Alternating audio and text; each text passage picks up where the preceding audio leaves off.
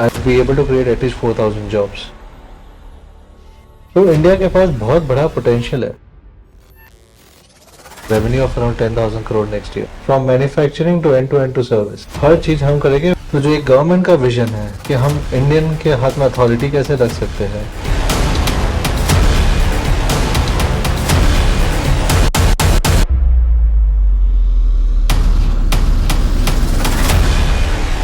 Hey guys, Deepak from 91 Mobiles और मेरे साथ हैं माधव सेठ. I think he's a man who doesn't need any introduction. We of course know him as the India head for Realme and the global VP as well. और अब माधव लेके आ रहे हैं एक ब्रांड जो नया तो नहीं है, and I'm talking about Honor of course. So it's a brand that we've known, we've heard of. So I'm talking to Madhav today, trying to figure out कि what's the deal, क्या कर रहे हैं मार्केट में, plans क्या हैं, strategy क्या है, so over to you Madhav. At some point in time, I think Madhav, should I be addressing you as Your Honor? No. That is fine. Yes. So Honor is the brand of course. So Honor Tech, तो Honor Tech क्या है, क्या plans है market में, and I think there's some licensing, agreement as well. So what is this agreement? I also want to, maybe I'm asking too many questions to begin with, but the Honor that existed before और जो Honor अभी आ रहा है, उन दोनों में क्या difference है? I think those are some of the points that we want clarity on. I think it's a very nice question. First of all, thank you for hosting me. I think Deepak ji, I'll answer you कि Honor जो पहले था और अभी में क्या difference है. Honour जो पहले था, I think the brand itself was there here. जो पहले ब्रांड खुद आया था, and I think they had to go out from the market because of their 2018-2019 their global issues with Huawei. After that they separated. Honor Huawei separate हो गया था. And after this the way what we are bringing, हम जैसे ला रहे, I think it's a completely unique way in this mobile industry. For the first time what we are trying to do, हम क्या कर रहे हैं कि we have signed up in 100% licensing deal. अभी इसमें आपको दो चीज़ का ध्यान रखना पड़ेगा कि गवर्नमेंट का मिशन क्या था. गवर्नमेंट मिशन था कि प्रॉब्ली 100% अथॉरिटी या the majority of the authority Indians के हाथ में होनी चाहिए. ये पहला पॉइंट था. दूसरा पॉइंट ये था कि इसके अंदर जो भी एडमिनिस्ट्रेशन होना चाहिए वो मेजॉरिटी डिसीजन मेकर वो इंडियन के पास होना चाहिए. और ये डिसीजन मेकिंग कैसे होता है कि अगर आपके पास मेजॉरिटी इक्विटी हो. अभी तक जितनी भी सारी जो भी कंपनीज है इंडिया में, दे 100% Chinese equity funded company. Okay. तो this would be one of the unique kind के ये जो Honor Tech है would be 100% Indian equity company, जो 100% Honor की licensing company होगी, जो 100% Indian equity है, where we have taken the license for Honor in India, from manufacturing to end to service. हर चीज हम करेंगे. where because the most important point अभी इसमें दूसरा एंगल आता है. why we did this? क्योंकि इंडियन मैन्युफैक्चरर्स इनिशियली सर्वाइव इसलिए नहीं हो पाए थे कि बिकॉज पहले की सप्लाई चेन मैनेजमेंट जो थी, it has to be very robust. मतलब सप्लाई चेन बहुत स्ट्रांग होनी चाहिए. सप्लाई चेन का मतलब ये नहीं होता है कि आप कोई भी प्रोडक्ट लाओ और उसको रीब्रांड करके इंडिया में लगा दो. That is not a supply chain management, that is just a rebranding thing. Supply chain जो R&D बैक्ड होता है, जिसके पास पेटेंट्स होते हैं, जिसके पास ग्लोबल पार्टनरशिप्स होती है, जिसके पास टेक्नोलॉजीज होती है और इक्विपमेंट्स होते हैं. Talking about Honor as a global, they have more than 7,800 people in R&D. उसके अलावा वहाँ पे देर 75% ऑफ मैन्युफैक्चरिंग ऑटोमेटेड है. उसमें से जो ऑटोमेटेड मशीन्स है, 40% machineries are made by them himself in house to make it automated. At the same time ये जो R&D इनके पास इंफ्रा है, at the same time global patents है इनके पास, with the global strategic partnership जो फिर वो कॉलकॉम के साथ हो, मीडिया टेक के साथ हो या गूगल के साथ हो, ये सारी बैकिंग होनी बहुत इंपॉर्टेंट है. तो जो एक गवर्नमेंट का विजन है कि हम इंडियन के हाथ में अथॉरिटी कैसे रख सकते हैं और eight the same time Indianise company कैसे हम ज़्यादा बना सकते हैं, और टेक्नोलॉजी नो हाउ के लिए इंडियन कंपनी होना बहुत इंपॉर्टेंट है. टेक्नोलॉजी नो हाउ कि it is not just about assembling in India, कि हम स्किल डेवलपमेंट भी कैसे ट्रांसफर कर रहे हैं over a period of time. ये चीज़ बहुत इंपॉर्टेंट हो जाती है. Where everybody can invest in machineries, tools and factories, और skill development would be one of the most important factor कि जब भी हमारा real technology know how transfer होगा. So for that I think ये दोनों विजन की वजह से I think Honor Tech was formed to make sure that probably we get the licensing and at the same time pura compliances and everything is being managed by the Indian 100% Indian equity companies. So correct me if I'm wrong. The way I understand it is that Honor Tech is the exclusive licensee for Honor devices in India. That's one part of it. True. The other part of it is just it's much more than just selling those devices. Yes. उसमें आपका localization है, उसमें आपका R&D है, Yes. उसमें आपका manufacturing भी है. Yes. सो कुछ उस एस्पेक्ट्स पे कुछ डिटेल्स बताइए. लोकल मैन्युफैक्चरिंग इज करंटली से फॉर एग्जांपल हम असेंबलिंग कर रहे हैं यहाँ पे, बिकॉज यहाँ पे गवर्नमेंट भी पुश कर रही है कि लोकल कंपोनेंट मैन्युफैक्चरिंग भी इकोसिस्टम बने. जैसे मोबाइल्स के अंदर 300 से ज़्यादा पार्ट्स लगते हैं एक मोबाइल बनाने के लिए. इसमें इंडिया में हम कितने पार्ट्स प्रोक्योर कर सकते हैं. जैसे मैंने बताया कि ऑनर के अंदर 75% से ज़्यादा चीज़ ऑटोमेटेड है, तो उनकी क्वालिटी स्टैंडर्ड्स काफ़ी हाई है. वो स्टैंडर्ड्स हम इंडिया में कैसे मैच कर पाएंगे, वो स्किल डेवलपमेंट हम इंडिया कैसे लेके आ पाएंगे. I think that is what I am working on at this point of time, कि हम वो R&D फैसिलिटीज़, वो technology know how transfer, skill development, और हम वो क्वालिटीज़ इंडिया में सेम मैन्युफैक्चर कर सके. आपको एक सिंपल डेटा बताता हूँ. China exports more than $900 billion worth of exports for electronic. Taiwan would have been doing 450 billion. India 14 billion पे अभी है, जो I think we are growing. तो इंडिया के पास बहुत बड़ा पोटेंशियल है, not only for the local consumption but manufacturing as well as exports from India. With the Indian economy being so stable globally, I think it is one of the prime phase है कि अगला जो 20-30 साल होगा India के लिए would be very I would say booming for mobile or exports of electronics from India. तो R&D, what about localization though? But R&D और localization efforts जो इंडिया में होंगे, and based on those, can we say that the products when they are launched in India, will they be a little different from what we see otherwise maybe in China or other parts of तो the मैं world? इसके लिए एक step पीछे जाता हूँ कि 1970s में टेक्नोलॉजी जो इनोवेटर्स है और R&Ds है वो जापान में था. जापान से वो मूव हुआ चाइना में. It took 30 years for them to develop that industry, move over there. इसलिए मैं 30 साल बोल रहा हूँ कि इंडिया के अभी 30 साल है, because from China it will be moving to India, because India में सबसे ज्यादा मिलेनियल पॉपुलेशन है, young population in the world, जो ग्लोबली कहीं पे भी नहीं है. एट द सेम टाइम हम कंजम्पशन इकोनॉमी है, एट द सेम टाइम हमारे पास स्किल लेबर्स है और पोटेंशियल टू ग्रो है. So I think and the economy is much more stable.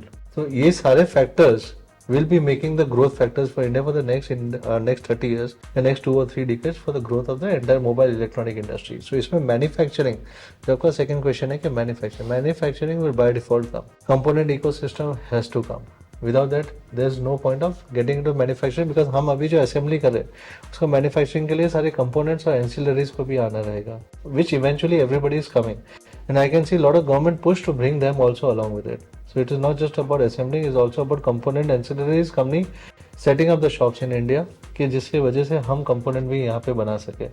और साथ में मोबाइल्स के लिए जैसे मैंने आपको बताया कि 300 से ज़्यादा कंपोनेंट लगते हैं. So we need that components to manufacture the mobile phones also. So ये सारे partnerships I think once is in place, I think we are all in right direction. The policies are in right direction, the intent is in right direction.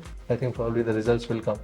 Madhav, हमने local manufacturing की बात की, तो उस scenario में जो जॉब क्रिएशन अपॉर्चुनिटीज है Indian market में, डायरेक्ट और इनडायरेक्ट, उस सिनेरियो में हम लोग क्या एक्सपेक्ट कर सकते हैं? See, I am targeting Deepak ji revenue of around 10,000 crore next year, which is roughly around 5% market share in terms of volume. This is what I am targeting. मेरा next year का जो target है, and this is a very clear target. If I am able to achieve that, which I am sure, which I will, so I will be able to create at least 4,000 jobs in India, and that is what my target is all about. एक question जो दिमाग में आता है वो ये कि honour, because it's a brand that has existed in the Indian market before, so there's a certain perception that consumers have built. I mean, just to give you an example, हमारा खुद का perception शायद ये रहे कि honour की जो brand या brand perception है वो is more about value, delivering value. Is that something that you have thought of and you're sort of thinking of continuing in the same vein, or will that is something that's going to change in the ये future? भी एक topic को बहुत अलग तरीके से लिया गया है. Okay. हम वैल्यू को समझते हैं कि we connect with money. Yes. Value is not about money in India. मैं जितना कंज्यूमर्स को समझता हूँ, मैं जितना कम्युनिटी से कनेक्ट करता हूँ, value is not about only money. Value is about giving them specs to money. मतलब स्पेक्स टू प्राइस रेशियो क्या आ रहा है, that is what is extremely important. Sure. मतलब आप ऐसा नहीं है कि consumers can not afford a 40,000 और 50,000 rupees phone. Consumers needs to see के उसके अंदर जो वो दे रहे वो सही में उतना वर्थ वाइल है कि एक सिर्फ सरोगेट प्रोडक्ट्स है, सिर्फ रीब्रांडेड प्रोडक्ट्स है, सब ब्रांड का एक सरोगेट प्रोडक्ट है, क्या है. So I think that is what the consumers are looking to differentiate themselves. आज के दिन में समझ लीजिए आप एक फोल्ड फोन यूज करते हैं, फोल्ड फोन की यूजेबिलिटी कम होगी पर आप डिफरेंशिएटिंग फैक्टर है उसके अंदर। इन टर्म्स ऑफ यूजेबिलिटी आप ओपन कम करते होगे या उसकी यूसेज कम हो गए over a period of time until unless you are weaving some content over it. But people for us where we are always on the go and working, हमारे लिए content से ज़्यादा हमारे user function ज़्यादा important हो जाते हैं. So fold phones is for us would be only a differentiating factor from somebody who is buying a similar price product. So हर एक के जो reason to buy होते हैं वो अलग होते हैं, तो हम लोग को वो एक reason to buy consumer के समझने के लिए बहुत important है. So coming back to your question, people can afford any type of phone until unless they understand कि ये चीज़ में सही में ये डिफरेंशिएटिंग है. कंज्यूमर्स आपके लिए रीब्रांडेड प्रोडक्ट समझना, वो या तो सब ब्रांड का एक रीब्रांड प्रोडक्ट करके देना. Consumers understand this very well now. So आपको फर्स्ट टू मार्केट या एक नया इनोवेशन ला के देना, that is extremely important. Clean UI ला के देना. आज के दिन में ब्लोटवेयर काफ़ी हो गए and bloatware has become one of the biggest concern right now for all the smartphones because they are pushing too many bloatwares. Unfortunately, whatever is happening is something which is, I think probably consumers are not able to control it. Consumer control नहीं कर पा रहे. But what will I differentiate in Honor? That is the first thing which I really want to do is to make sure that it is completely zero. It is a bloatware free phone. So the safest UI, cleanest UI, Google के साथ में हम कैसे बना सकते हैं? That is what we are trying to make sure that probably that's fine. So ये सारे चीज़ बहुत इंपॉर्टेंट रहता है. मैं हमेशा कंज्यूमर पर्सपेक्टिव से देखता हूँ. तो कंज्यूमर ये सब चीज़ में वैल्यू देखता है. Sure. कि आपका यूआई क्या है, क्लीन है, आपके फंक्शंस क्या है, मेरे लिए डे टू डे ऑपरेशंस और कितनी इजी कर सकता है. I think all this things make lot of sense for them and this is the value which I believe it is. Whenever we say value हम लोग को वही लगता है कि वो पैसे से कनेक्टेड है, but is not about money. It's about the value addition which we give to them on day-to-day life. That is more important for the consumers. So, I would say that clean UI is definitely a key USP. Are there any other USPs that There are you multiple things. for the brand? Experiences. How can you make sure that you give them a better experiences? जैसे generally बता रहा हूँ आज के दिन में everybody is some sort of an influencer. Micro, macro, mini bloggers. Everybody has become some sort of thing. How can I have a vlog feature on the phone where you do not have to take your video back to your laptop, edit it and then put it back again? How can you do everything on the phone? It's an experience. ये आपका जो time shorten करता है, ये सारे experiences है and that is what we are looking at it. कि हम आपका काम और कैसे शॉर्ट कर सके. तो vlog feature can I add it up? With a dual vlog feature can I add it up? And how can I bring that experience to that phone? How can I bring that probably consumers feel that it is more valuable than anything else? मैं अभी भी वही value की बात कर रहा हूँ कि how can I give that function to the user which is more valuable than any money at this point of time. तो अभी तक तो हम लोग मोस्टली फोन्स की बात कर रहे हैं, but what about other devices? Laptops हैं, you know, accessories, audio, wearables. तो गोइंग फॉरवर्ड अगर थोड़ा सा रोड मैप का आइडिया दे सके, maybe you know, for phones and other ecosystem devices. So what can the consumers expect? Yeah, I can give you this question answer in two parts.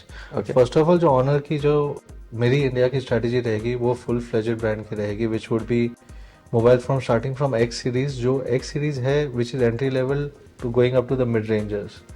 फिर एक high and mid rangers हो गए जो Honor number series होगी. And I think that there is a Magic series which is like flip and folds. So ये सब के अंदर I think probably will be trying to bring all this three series and the newest innovations जो first time to the market हो या जो differentiated feature हो जो कंज्यूमर्स के लिए बेनिफिशियल हो. I think that is something we'll try to bring to the market. So and now along with that कि ये जो ब्रांड की स्ट्रेटजीज होते हैं हमेशा एक कॉम्प्लीमेंटिंग प्रोडक्ट्स की स्ट्रेटजी होती है कि आप फ़ोन के साथ में एंसिलरी प्रोडक्ट्स साथ में ही जाते हैं, विच इज़ से फॉर एग्जांपल उसके TWS हो या उसके वेरेबल प्रोडक्ट्स हो या उसका टैबलेट्स हो. This are all ancillary products जो उसके इकोसिस्टम में ही ड्राइव करता है. तो हब होता है वो मोबाइल फ़ोन होता है. Sure. जो हब से ये सारे इकोसिस्टम डिवाइसेस कनेक्टेड होते हैं. सो एक अगर आपके हाथ में हब है तो you will definitely try to connect to that ecosystem devices. And ecosystem strategy is a complementing strategy which everybody wants to have it. Every brand would have it because उससे consumer stickiness to the brand ज़्यादा हो जाती है. So I think it's not only about the consumer getting the consumer on the brand, but it's also about gaining the consumer for a longer period of time and holding it to the brand. So I think that's a strategy which is a win-win for all the brands. So probably complementing strategy is something which we will also follow. That's very well put, I think. So moving from the brand and just quickly getting to know Madhav as a person, I was talking to him about his Apple Watch that he's wearing. So he described himself as a technocrat. So please Yeah. बताइए कि उसका क्या मतलब है? See, it's not about ke I don't love products from other brands, and I would never defame any other brand if there's a very good product. So with Apple Watch, yes, as I told you, it's an attempt which I think it's an attempt to replace the hub, which is mobile phone, and move to a watch with an eSIM feature.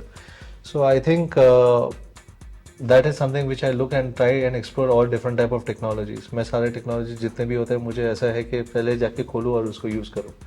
So I think that is something which I have a passion for technologies, and I'll continue to do it. And anything good by any other brand, I always appreciate it. So that's something which I always do. Thanks. So that was it, guys.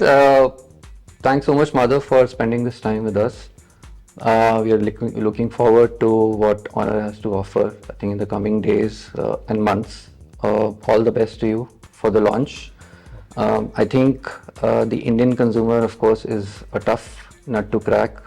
It's a very competitive market, I know, and I think from what you said, the strategy, the roadmap, a lot of things are already in place. So coming months, I'm sure, will be very exciting, and I'm sure our readers and viewers are also looking forward to what Honor will have to offer.